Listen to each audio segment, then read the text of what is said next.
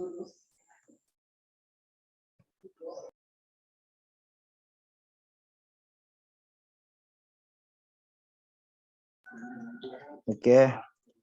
Bismillahirrahmanirrahim. Assalamualaikum warahmatullahi wabarakatuh. Bersyukur kepada Tuhan Yang Maha Esa, bersalawat kepada Nabi Muhammad SAW. Ya, di sini saya dari kelompok 3 beserta teman-teman akan memaparkan sedikit materi terkait persoalan pengelolaan sumber daya perikanan. Langsung saja untuk menghabiskan waktu, saya berikan ke pemateri pertama, waktu dan tempat saya persilahkan. Terima kasih.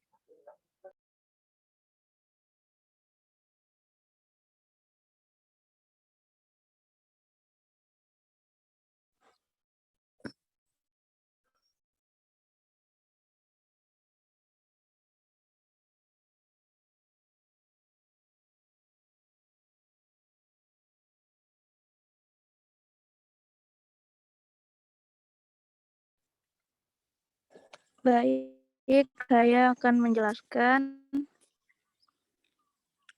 apa itu bagian dari pengelolaan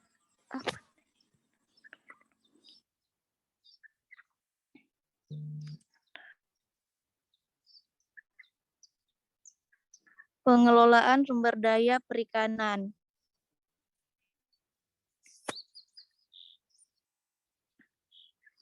Perikanan menurut Undang-Undang Nomor 31 Tahun 2004 tentang Perikanan adalah semua kegiatan yang berhubungan dengan pengelolaan dan pemanfaatan sumber daya ikan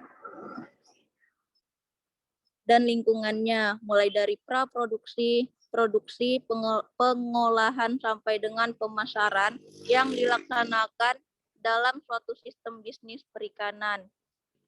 Pengelolaan perikanan adalah semua upaya termasuk proses yang terintegrasi dalam pengumpulan informasi, analisis, perencanaan, konsultasi, pembuatan keputusan, alokasi sumber daya ikan, dan implementasi serta penegakan hukum dari peraturan perundang-undangan di bidang perikanan yang dilakukan oleh pemerintah atau otoritas lain yang diarahkan untuk mencapai kelangsungan produktivitas sumber daya hayati perairan.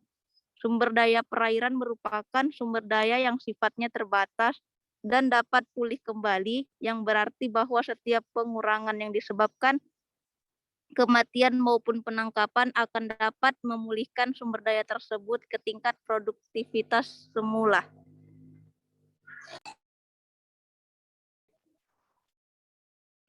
Selanjutnya, pengelolaan sumber daya perikanan di Indonesia diantaranya telah diatur dalam Undang-Undang Nomor 31 Tahun 2004 tentang perikanan sebagaimana telah diubah oleh Undang-Undang Nomor 45 Tahun 2009. Namun sejak tahun 2014 telah terbit Undang-Undang Nomor 23 Tahun 2014 tentang pemerintah daerah, di mana di dalamnya juga terdapat pengaturan tentang perikanan. Dalam pasal 1 angka 2 Undang-Undang Nomor 31 Tahun 2004 tentang perikanan menyatakan bahwa yang dimaksud dengan sumber daya ikan yaitu semua jenis ikan. Kemudian lebih lanjut dalam penjelasan pasal 7 ayat 5 ditegaskan yang dimaksud dengan jenis ikan yang dilindungi oleh adalah Pisces, ikan bersirip, krustasi, udang rajungan, kepiting dan sebangsanya, moluska, kerang, tiram, cumi-cumi, gurita, siput dan sebangsanya, colenterata, ubur-ubur dan sebangsanya, echinodermata, teripang, bulu babi dan sebangsanya, amfibian, kodok dan sebangsanya, reptilia, buaya, penyu, kura-kura, biawak, ular air dan sebangsanya, mamalia, paus, lumba-lumba, pesut, duyung dan sebangsanya, alga, rumput laut dan tumbuh-tumbuhan lain yang hidup di dalam air, dan biota perairan lainnya yang ada kaitannya dengan jenis-jenis tersebut di atas.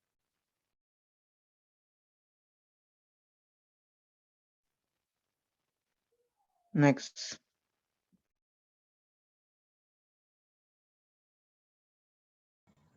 Ya, selanjutnya Ada beberapa manfaat dari sumber daya perikanan.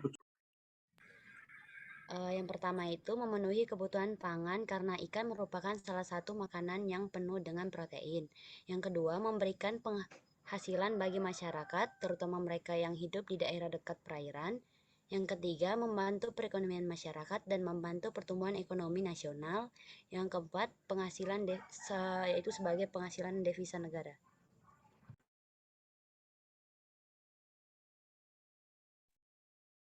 Lanjut ke permasalahan bidang perikanan di Indonesia. Next. Yang pertama ada illegal fishing, yaitu permasalahan di Laut Indonesia yang sering ditemui oleh petugas, ialah illegal fishing atau penangkapan ikan secara ilegal. Laut Indonesia ini kaya akan ikannya sehingga menjadi incaran nelayan dari luar negeri. Nelayan dari luar negeri yang melakukan penangkapan ikan secara ilegal menjadi ancaman bagi kelautan Indonesia serta merugikan masyarakat Indonesia. Oleh sebab itu, Kementerian Kelautan dan Perikanan atau KKP terus berusaha mencegah masuknya kapal-kapal asing yang mencuri ikan di wilayah Laut Indonesia. Kapal asing yang mencuri ikan di Laut Indonesia akan diancam, ditenggelamkan kapalnya dan orangnya akan diproses secara hukum. Lalu kedua, sampah di Laut Indonesia. Permasalahan laut di Indonesia bukan hanya tentang illegal fishing atau penangkapan ikan secara ilegal. Karena Laut Indonesia juga memiliki masalah, yaitu Indonesia menjadi salah satu negara penyumbang sampah terbesar di laut.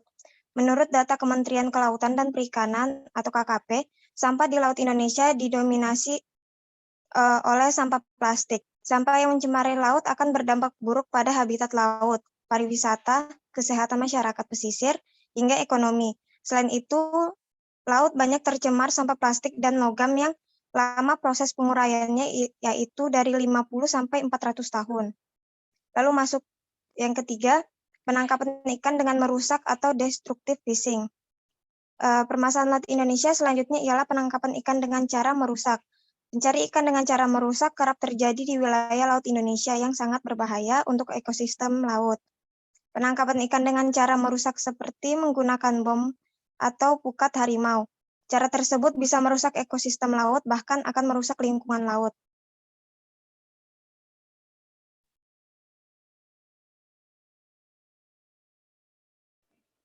Next, secara geografis Kalimantan Utara merupakan wilayah yang strategis yang terletak di antara segitiga Indonesia, Malaysia, dan Filipina.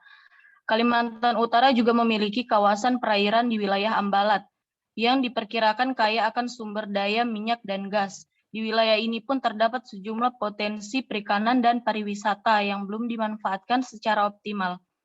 Sumber daya pesisir dan laut yang ada di Provinsi Kalimantan Utara, salah satunya wilayah Kota Tarakan, dapat meningkatkan pertumbuhan perekonomian apabila dikelola dan dikembangkan secara baik. Kaltara memiliki potensi perikanan tangkap dan perikanan budidaya jenis hewan yang ditangkap di perairan Kaltara bernilai ekonomi tinggi seperti udang, ikan, kerang. Selain itu ada di beberapa daerah juga dikembangkan budidaya rumput laut dan kepiting soka. Dengan kondisi Kaltara yang baru berdiri kurang dari 10 tahun, maka tidak mudah untuk mengubah sebuah wilayah menjadi luar biasa. Pemerintah dan masyarakat harus bekerja sama dalam mengembangkan potensi sumber daya yang ada di Kalimantan Utara dalam memberikan pemahaman dan strategi pengolahan sumber daya laut yang berkelanjutan. Memperhatikan adanya potensi perikanan tersebut sebagaimana disebutkan dalam RPJMN 2015-2019, salah satu nawacita ketiga adalah membangun Indonesia dari pinggiran dengan memperkuat daerah-daerah dan desa dalam kerangka Negara Kesatuan Republik Indonesia. Ya, selanjutnya ada beberapa upaya pencegahan kerusakan sumber daya kelautan. Yang pertama itu mengkampanyekan pencegahan pencemaran laut melalui stasiun PSDKP Tarakan yang melibatkan media. Yang kedua, melakukan penebaran benih atau bibit-bibit ikan yang baru di zona konservasi baik yang alami maupun buatan. Yang ketiga, membuang sampah ke laut, tidak membuang sampah ke laut ataupun sungai. Yang keempat, tidak menggunakan bahan kimia atau berbahaya. Yang kelima, tidak overfishing. Yang keenam, menindak tegas oknum yang melakukan pelanggaran. Next. Oke. Kementerian Kelautan dan Perikanan atau KKP mengamankan sebanyak 24 ikan aligator gar yang juga kerap dijuluki ikan bajak laut di Tarakan, Kalimantan Utara.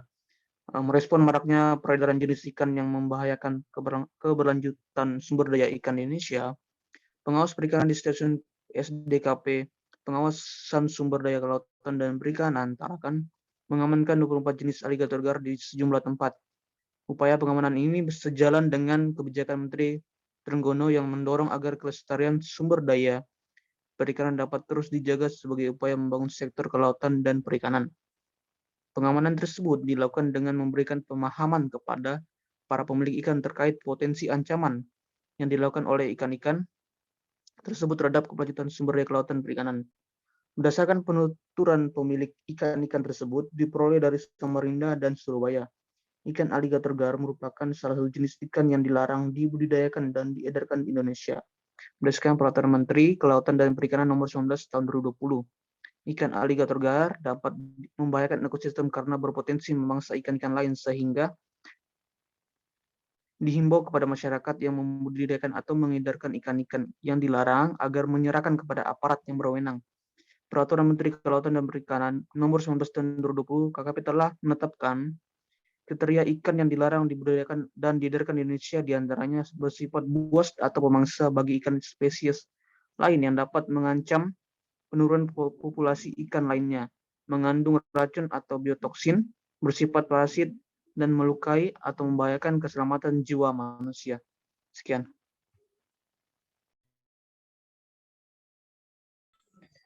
Ya, mungkin itu saja pemaparan materi dari kelompok 3 terkait pengolahan sumber daya perikanan. Nah, sekiranya buat teman-teman masih ada materi yang kurang dipahami atau kurang dimengerti, mungkin bisa langsung ditanyakan saja pertanyaannya. Aku Johan. Ya, silahkan, Saudara. Oke, baik, terima kasih. Adapun pertanyaan saya yaitu apa dampak buruk illegal fishing bagi sektor perikanan dan perairan Indonesia? Sekian. Oke, baiklah, pertanyaannya terkait dampak illegal fishing. Nah, mungkin pertanyaannya bisa kami tampung dulu ya, sembari teman-teman dari kelompok 3 mencari jawabannya. Selanjutnya, ketika ada pertanyaan lagi, Saya, ya silahkan. pertanyaan dari saya, mengapa pengelolaan sektor perikanan di Indonesia belum optimal? Ya, pertanyaan terkait pengolahan sektor perikanan di Indonesia belum optimal. Oke, selanjutnya, ketika ada pertanyaan lagi, Izin bertanya, ya siap, silahkan. selain manfaat secara ekonomi, adakah manfaat perikanan dan dari segi sosial? Tolong jelaskan. Terima kasih. Sama-sama. Oke, buat teman-teman yang sudah bertanya, mohon tunggu waktunya sebentar sembari kami dari kelompok 3 mencari jawabannya. Ya, saya akan menjawab pertanyaan dari Saudara Sri Reski. Itu pertanyaannya, mengapa pengelolaan sektor perikanan di Indonesia belum optimal? Jadi ada beberapa faktor penyebab masalah belum optimalnya pengelolaan sumber daya perikanan di Indonesia. Yang pertama itu kebijakan pemerintah Indonesia baik pusat maupun daerah belum kuat dan merata di seluruh wilayah Indonesia. Yang kedua, masih tingginya pencurian ikan atau illegal fishing oleh negara lain yang menyebabkan kerugian. Yang ketiga, pelabuhan laut belum berfungsi secara optimal. Yang keempat, pembangunan infrastruktur kelautan yang masih tertinggal. Yang kelima, jumlah industri perkapalan yang masih sedikit. Dan yang keenam, armada kapal penangkapan ikan masih sederhana. Jadi itu beberapa faktor penyebab belum optimalnya sumber daya perikanan di Indonesia. Apakah bisa diterima, Saudara Reski? Sri Ya, Reski. bisa. Terima kasih atas jawabannya. Ya, sama-sama. Ya, jawabannya sudah cukup jelas ya. Selanjutnya, pertanyaan selanjutnya mungkin bisa langsung dijawab oleh Nur Fadilah.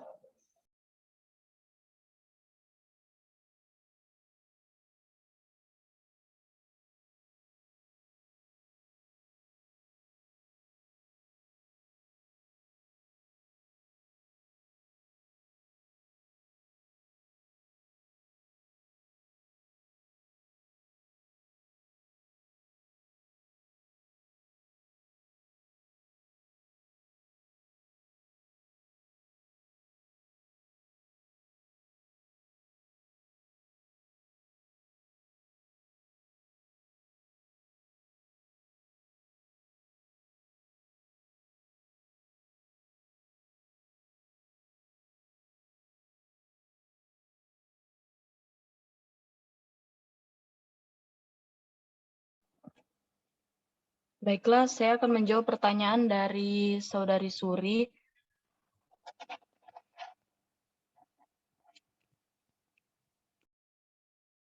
Ya, jadi selain dari segi ekonomi, perikanan juga mampu memberikan manfaat dalam segi sosial. Salah satunya yaitu menjalin hubungan dan relasi, karena sektor perikanan ini memerlukan banyak orang yang ikut serta dalam penanganannya, sehingga terjalin hubungan sosial, misalnya nelayan dengan pembeli, penjual ikan dengan pemborong, pedagang, dan konsumen, dan lain-lain. Mungkin itu saja yang dapat saya jawab. Terima kasih. Bagaimana Suri? Sudah jelas? Ya, sudah jelas. Terima kasih. Oke, sama-sama. Pertanyaan terakhir mungkin bisa langsung dijawab oleh Saudara Dila. Baik, saya akan menjawab pertanyaan dari Iji Santoso. Pertanyaannya itu apa dampak buruk illegal fishing bagi sektor perikanan dan perairan di Indonesia? Tindakan illegal fishing merugikan para nelayan lokal yang mencari ikan secara jujur. Nelayan lokal tidak bebas melakukan aktivitasnya di laut karena banyak sumber daya laut yang telah dikuasai oleh para pelaku illegal fishing. Nelayan lokal kalah bersaing dengan mereka sehingga pendapatan dari hasil memancing di laut tidak sebanyak yang didapatkan oleh para pelaku illegal fishing. Dengan begitu, nelayan lokal banyak yang merugi karena wilayahnya dikuasai oleh para pencuri ikan. Selain itu, dampak dari tindakan illegal fishing juga mempengaruhi perekonomian negara Indonesia. Banyaknya hasil laut yang dicuri oleh para pelaku illegal fishing mengakibatkan rendahnya pendapatan negara. Dampak lain dari tindakan illegal fishing juga yaitu kerusakan ekosistem dan sumber hayati laut. Banyak terumbu karang yang rusak dan hancur akibat penangkapan ikan yang dilakukan menggunakan alat dan bahan yang dilanggar. Penggunaan bahan-bahan kimia dan alat berbahaya yang tidak ramah lingkungan. Hal ini akan membunuh biota laut yang pada akhirnya ikan-ikan yang seharusnya tidak untuk ditangkap ikut mati akibat penggunaan alat dan bahan tangkap ikan yang tidak ramah lingkungan. Ya, bagaimana Saudara Iji?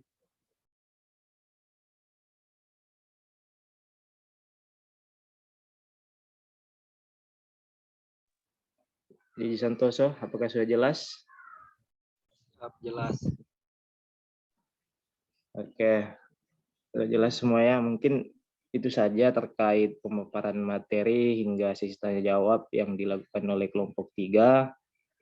Saya harap teman-teman bisa dimengerti dan dipahami, dan harapannya teman-teman bisa mengimplementasikannya baik di dunia nyata maupun di dunia maya. Mungkin itu saja dari kami kelompok 3. Sekian dan terima kasih. Wallahul muwaffiq ila aqwamit thariq. Wassalamualaikum warahmatullahi wabarakatuh. Waalaikumsalam. Waalaikumsalam warahmatullahi wabarakatuh.